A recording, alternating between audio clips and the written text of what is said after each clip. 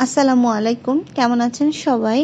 তো অঙ্কটা হচ্ছে একটি কলম 11 টাকায় বিক্রয় করলে 10% লাভ হয়।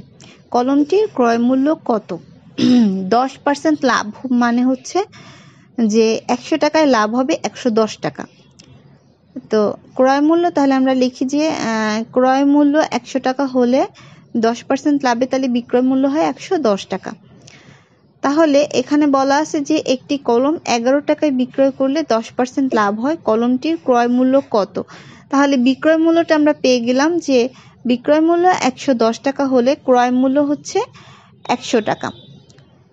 যেহেতু এখানে প্রথমে দেয়া আছে একটি কলম 11 টাকায় বিক্রয় করলে, তার মানে বিক্রয়টা দেয়া আছে, আমাদের ক্রয়টা বের করতে হবে।